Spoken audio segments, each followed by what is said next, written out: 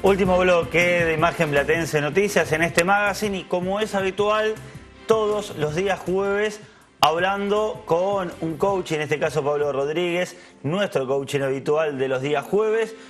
A César lo dejamos descansando, ¿no? Sí, sí.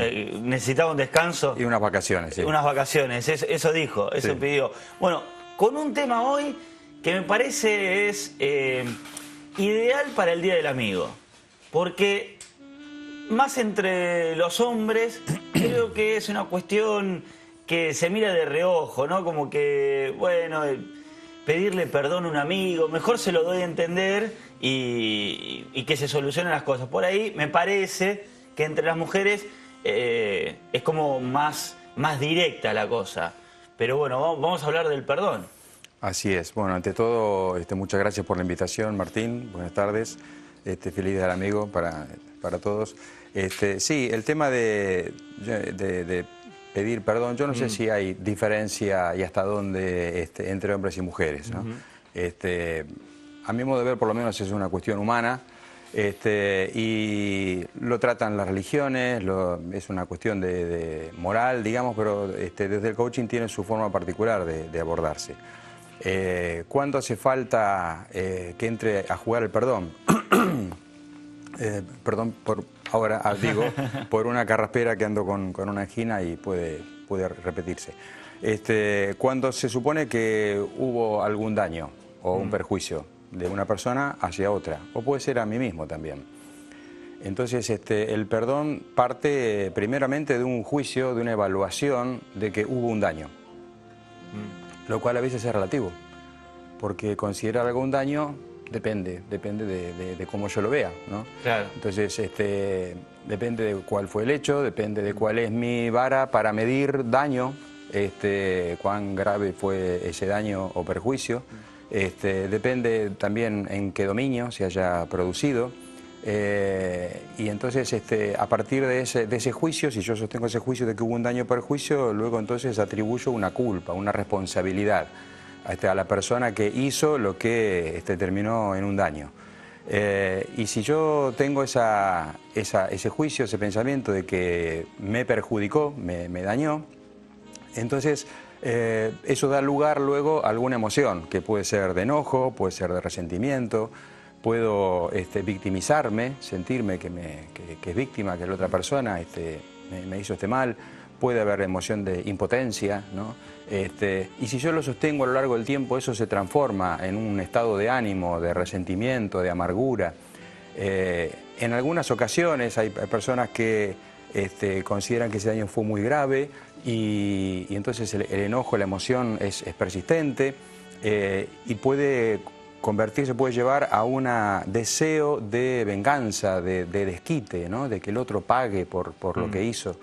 El problema está cuando una persona espera disculpas del otro, el perdón, y el otro en realidad no advierte que deba pedirle disculpas, no advierte que haya cometido un daño. Claro, puede ni haberse dado cuenta, ¿no? Claro. Porque muchas veces podemos perjudicar o dañar a otra persona sin intención, ni habernos enterado, ¿no? No haberlo registrado. Entonces no va a venir la declaración de perdón del otro lado si no lo hacemos saber, ¿no?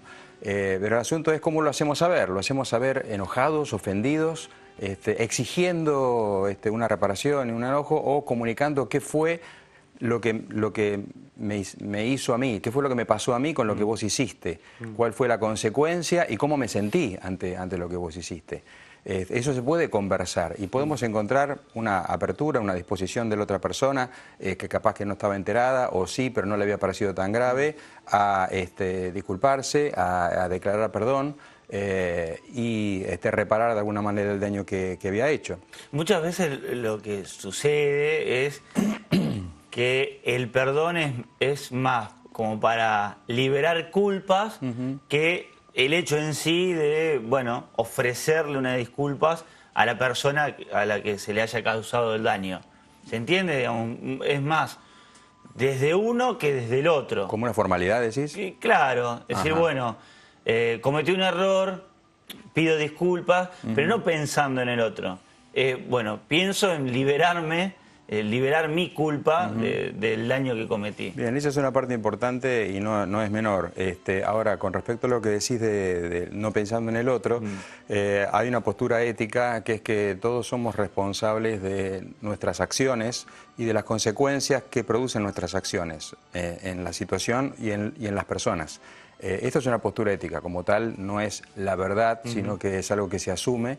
Desde el coaching asumimos esto de la responsabilidad personal de todas mis acciones y de las consecuencias de mis acciones en otros. Entonces yo puedo haber hecho algo sin intención de hacer daño, pero que efectivamente sí lo produjo, o a juicio de otros sí le produjo un perjuicio, y entonces soy responsable de eso, aunque no lo haya hecho voluntariamente. Por lo tanto, cabe una declaración de perdón. Y sí es liberadora, siempre es liberadora, porque es una declaración y no un pedido. Culturalmente se habla de pedir perdón o de dar perdón, ¿no? Y entonces eso deposita en el otro. Si yo cometí un error, perjudiqué a otra persona, habitualmente se dice, te pido perdón. Entonces luego yo quedo a la expectativa de ver si vos me lo das o no me lo das, tu perdón, ¿no? Entonces yo, digamos, ya sos vos el que tiene el poder de decidir cómo me voy a sentir. Y si vos no me perdonás, ¿qué pasa conmigo? ¿Me siento culpable porque no me perdonás? Y vivo con eso. ¿Y cómo vivo con eso?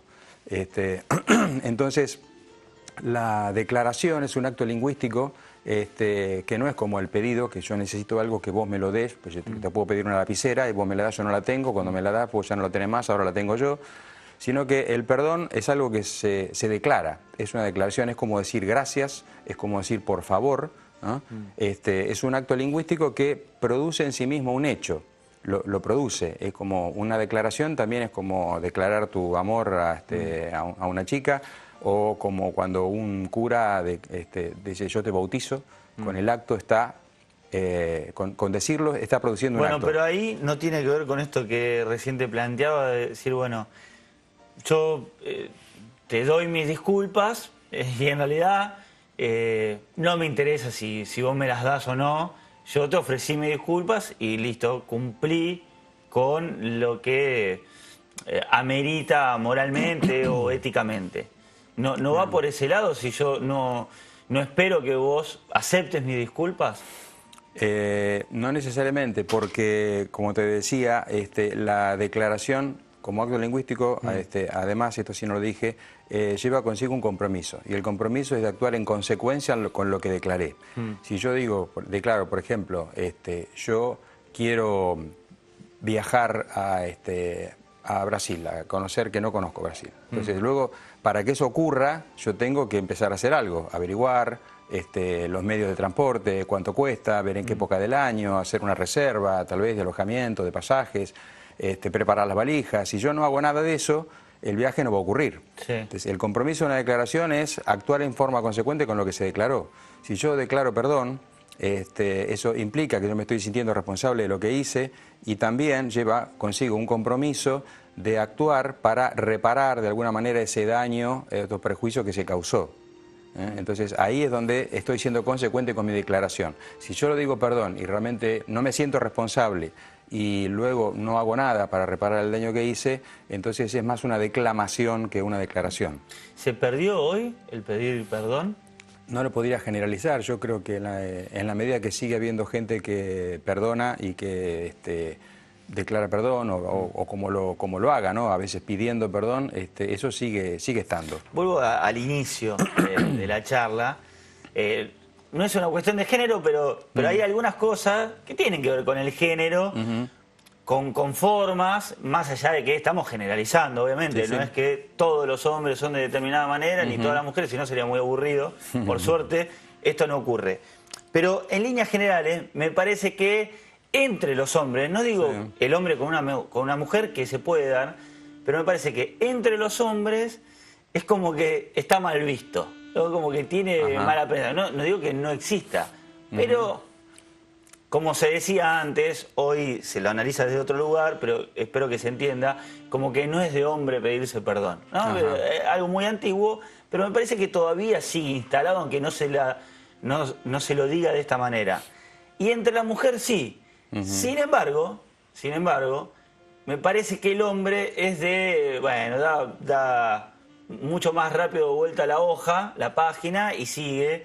y por ahí entre la mujer, más allá de que haya existido esa pedida de disculpas, ese perdón, y quedó ese lugarcito en donde, yo no me olvido que, te perdono, pero no me olvido lo que me hiciste. Volviendo como al inicio de la charla. Sí. ¿Cómo lo ves esto? Bueno. Podés decirme que no estoy de acuerdo y no hay ningún problema. No te lo voy a decir ni que sí ni que no. No lo sé. Hay diferencias y sí, efectivamente, hay personas a las que les cuesta Sí. declarar perdón. A veces puede ser una cuestión de orgullo.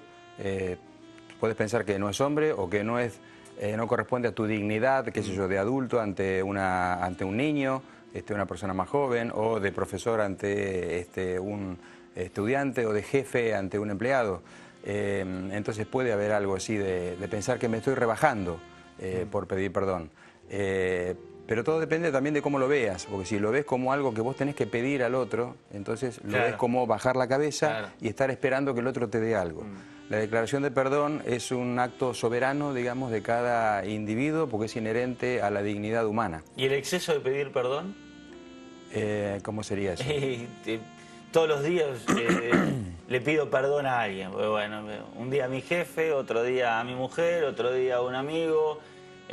Bueno, me equivoqué, bueno, perdón, perdón. Digamos, pues se puede analizar de diferentes maneras, imagino.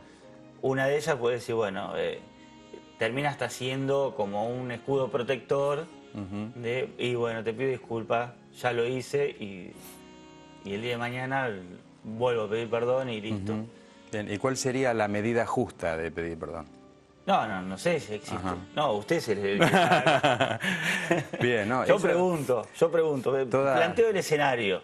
Sí, bueno, generalmente los juicios, las opiniones, las evaluaciones que hacemos, como esto de si es excesivo o es en déficit, es una evaluación. Y la evaluación la hace un observador en base a su estándar, ¿no? Por ahí vos tenés un estándar que cierta cantidad de veces por día te parece ya demasiado y para otros no.